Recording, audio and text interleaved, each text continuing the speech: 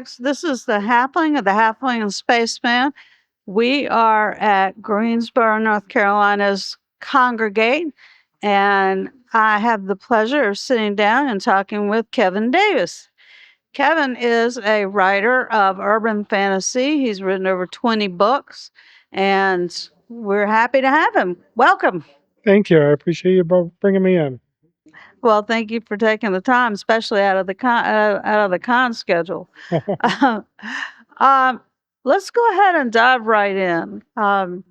We usually start with asking our guests to tell us a little bit about their kind of formative years, like early teenager, that kind of era, high school. What you were into, and when did you decide that you wanted to write? When did you get the writing bug? Well, most of my high school years were spent in Cape Cod. Prior to that, I was traveling all over the country. My mom had me in California, Vegas, everywhere. And I was writing during that period.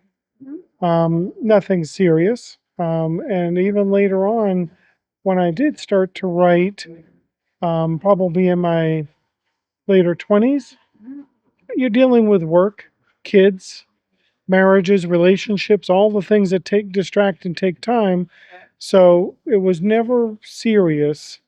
Like I am going to focus on the art, focus on the craft, and actually, produce something that I want someone else to see.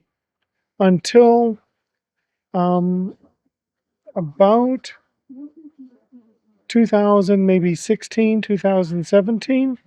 At that point, I started writing um, a whole slew of fantasy novels in a fantasy world that never will see the light of day.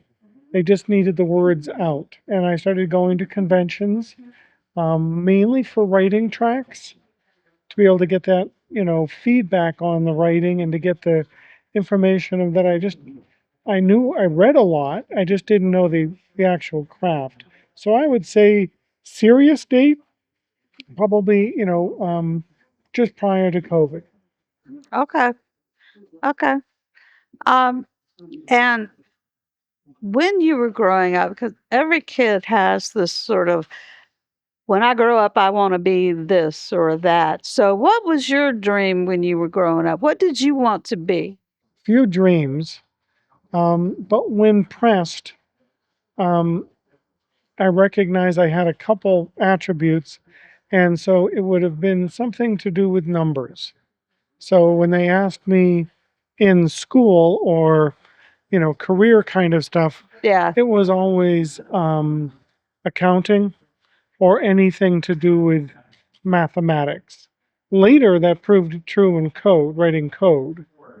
But at that early age, that was my thought because I loved math. I absolutely adored all aspects of math. I would grind through any math course that they gave me. So, but was that a focus for you to maybe go into something math related? No, I grew up rather poor. So my first focus became making sure that I had a um, income. So Hmm. I did everything like when I was younger, probably since 14, 12. I was shoveling snow, mowing lawns, working at a print press, everything but something that would further that career. And there was no intention of college. Yeah. I didn't do college until um, later 90s, 1990s, when I decided that I wanted to go. I eventually moved into networking and computer. But yes, I made no direct correlation between what I thought I was skilled at and doing anything other than surviving, which ended up being cooking. So I ended up being all levels of a restaurant business, from management to sous chef. Well, so was there a particular catalyst or some sort of light bulb moment when you said, I really need to try my hand at this writing thing? Yes. Um, I had a number of businesses going in South Florida. And during that time, to get them started, I was working probably 16 hours a day, 7 days a week. And I finally reached a point where they were providing a rather large income. We had 30, 40 employees between a couple places. I was managing that more than I was putting the hours at the counter Yeah. or doing it. So because I was managing that and the production end of it and the ordering, I didn't have to be. I had to be available, Yeah. but I wasn't necessarily required to be um, performing a function Mhm. at that time. But yet I was used to being there. So at that point, I was like, one of the things that I always loved doing was writing. Mhm. So I was like, things are going well. Let me take a little of my time and instead of playing a game or doing something, more frivolous, I went to, let me, start learning to write because I knew I liked writing and I knew I loved reading, but I didn't necessarily love reading what I had wrote, and I needed to get to that point. So my catalyst was success in a different field. But did you when you decided that you wanted to learn to write, did you had you taken any classes or did you take classes? At that point, I had been to college for computers. Okay. So at this point, I sideswiped my degree and went to college for creative writing. Mhm. So I had all of these networking and other classes that were never going to go towards a degree. And Right. instead, I just went to go for a degree in creative writing. Even though I didn't care about the degree, I wanted to be involved in the aspect of learning. And what I learned most from that was I wasn't going to get it from college. Mhm. Yeah. Yeah. Well, there are a lot of writers out there who have we've talked to over the years. We've been doing this, and what they have said is, I took a job, a pretty good job to pay the bills, but it wasn't really what I wanted to do. Right. And then, so at some point something sort of clicks and they say, okay, I want to try to do the thing that I really want to do. Yeah, So it's kind of your story, I it guess. is. Yeah. So let's talk a little bit about your books. Okay. You have over 20 books out Yes. now, primarily urban fantasy. Tell us a little bit about the last book that you had released. Give us the title and sort of an elevator pitch. Okay. Um, it's a second in a series. Okay. So Nick Chambers, Slayer for Hire, is the series. And the pitch is that when his mother died, he inherits a flaming sword and learns that she's been killing demons all this time. Oh, So he gets um, put in a situation because it's inherited in the first book of the series. After his mother and brother die, he inherits, and now his sister wants to kill him oh, because she's next in line. ah, So since she's working with a demon, he's got his first job. For yeah, Nick Chambers, Slayer for Hire starts there. So I consider it action, a lot of heavy action, um, a lot of banter because I enjoy the um, go back and forth with him and his friends. yeah. and bad decisions, a lot of them. When he's first learning the sword, he has no control over it.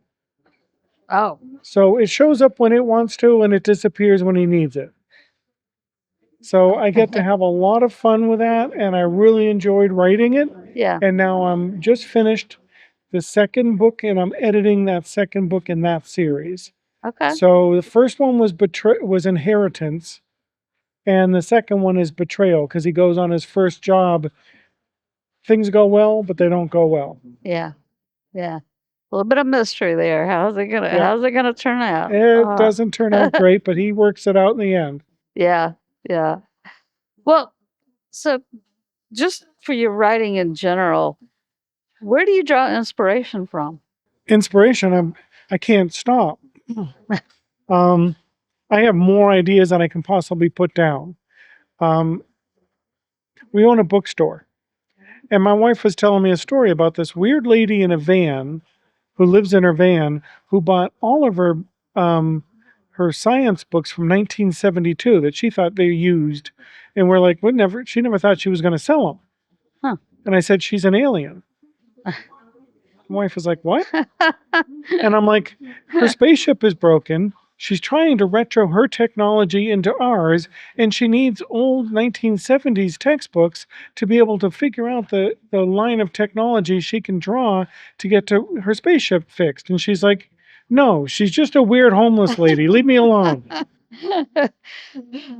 And you're kind of like, well, that may be what you're thinking, but what I'm thinking This is is, where my head yeah, is pretty much all the time on a right. flash moment. So I pick up ideas. Uh-huh. Because of that, I'm just, I'm looking at the world in a skewed way. I know the reality of it, but at the same time, Yeah, I enjoy it, and sure. it's fun. Well, I wish I had that kind of imagination because I I I have I have seen two people talking and sort of tried to imagine what they might be talking Yeah. about, you know, picking up body language and so Yes. forth.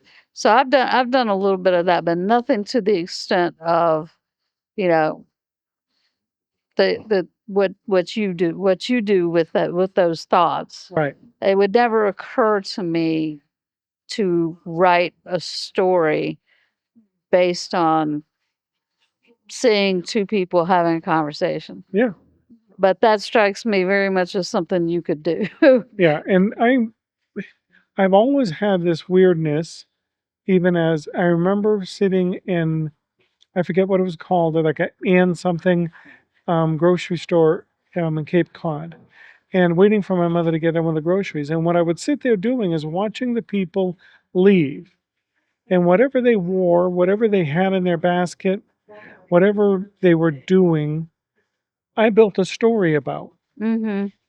Now, I was obviously well off base, but I'm like in my early teens, and it's just the way my mind would want Yeah. to draw out the information. Like you said, you've got this conversation going on.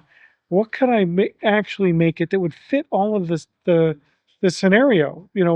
The way they leaned in and had the talk, the way they, you know, had certain hand motions as they did so.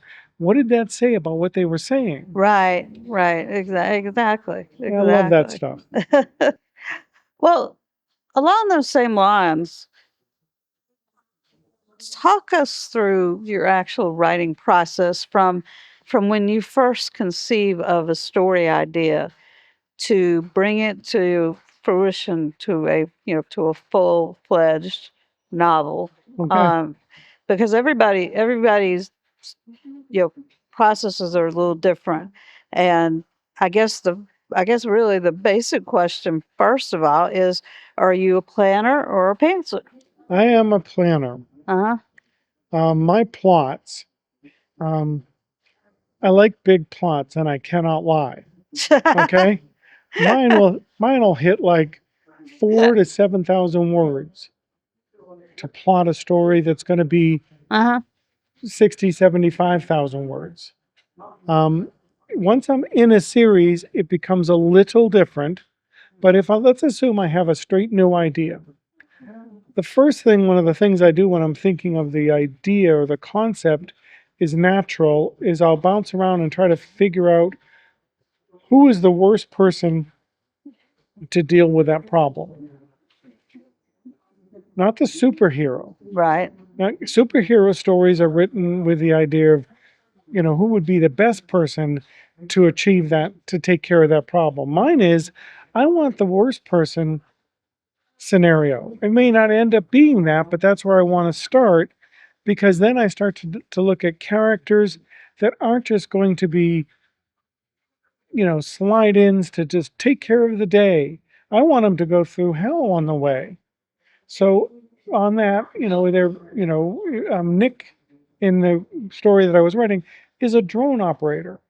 He does camera shoots with drones for realtors. He's ex-military, but he's not like out there investigating or doing things like this. He wants nothing to do with what gets landed in his lap. Right. So I take the first elements and start to throw the character against it. Then I see how that sort of rebounds, and I might start writing a sentence about the plot and a sentence about the character. Mm-hmm. Then I'll take that character and I'll write the sentence that I wrote, and I'll expand it. It might be a paragraph, it might be two. And then I'll take the plot and I'll jump back over there. And now that I've got a feeling for who is going to be playing part in this plot, I write a couple paragraphs about the plot. And I do that until I have a very good feeling of how I would want this to end. And it may be, a couple pages for the plot and a couple pages for the character, but by that time I pretty much know how I want it to end. Now I may scrap a lot of what I wrote and refine it, but I got a vision. From there, I've also identified who would I want to be their support. Okay, who do I want involved in their life? Do they have a relationship? What kind of relationships do they have? In Nick's case, he's been, left at he's almost got to the altar at least once, but he has a reputation for always messing up the relationship. So he's bad decisions all the time, and his friends get to banter about that. So as I'm getting to the point of now I have a general idea of what I want for a plot and a fairly good idea of a character, I'm adding in the other people and including whoever his adversary is. So in the case of Nick, I have Nick and his sister sit down at a bistro and argue about what kind of Danish they want. I'm not going to argue about the plot, or I'm not going to agree about the plot. They're not going to talk about it all, even though they're going to become antagonists and protagonists. I want to hear how they talk, how they, emphasize what they want. Once I've done that, now I start to know their characters better. And when I get enough of a team, I keep doing that with everyone. I move them to different scenarios and I have a conversation with them. It could only be like eight lines, 10 lines, back and forth. But now I get to know how they, are they sitting there talking like this? Right. Or do they lean back when they talk with a bit of an attitude? What is their personality types? Even when they're just talking politics or not talking politics, I call it my dragon conversations. And I have these conversations back and forth to be able to write up my character sheets about what they really are.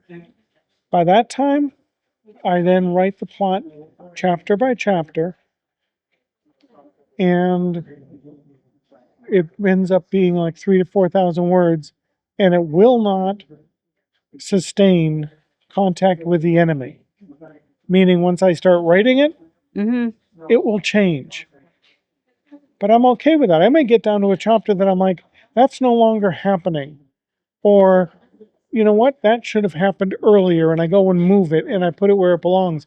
But my overall plot that I start with will not sustain contact with the enemy. So that's my general process. It can take anywhere from 3 days, or I could be doing it on the background of another book, and it could be 2 weeks. But probably the closest I've come is a single day, but I had everything in my focus for what I wanted to. And I think that day was probably 5,000 words of just plotting.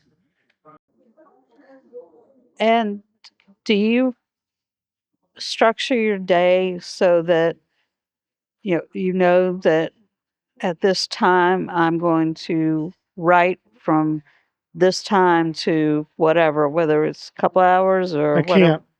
And the reason I can't is because of the publishing. Uh-huh. So if like right now, like, I'm at a con, so I can't write. Not the way I want to. Okay, Huh. not the times I want to, not the hours I want to. Um, the what do you call it? The when I'm at the house, I'm marketing.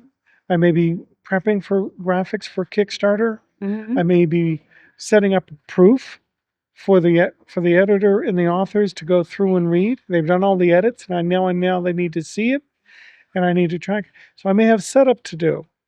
I may not have any of that I need to do that day, and I'll only take. So then I'll write first and come back to it and see if there's anything that I can get ahead of. Um, so for me, mine is I have generally about 5 or 6 a.m. to about 6 p.m. And then 6 p.m. I have usually there's a number of critique groups and groups that I'm involved in, or I'm going to spend time with my wife because she's getting home from the bookstore. Now, there may be a cat visit thrown in. I have to bring a cat to a vet or something else Yeah. that has to get done that will get done.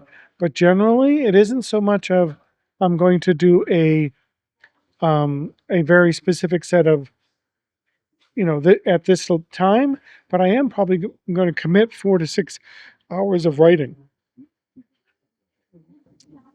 if I Okay. can. Okay. Well, I know that, some of the writers that we've talked to have set dedicated I used to hours. before I was doing publishing. Yeah. That's what I used to do. Yeah. Yeah. And that makes a lot of sense to me because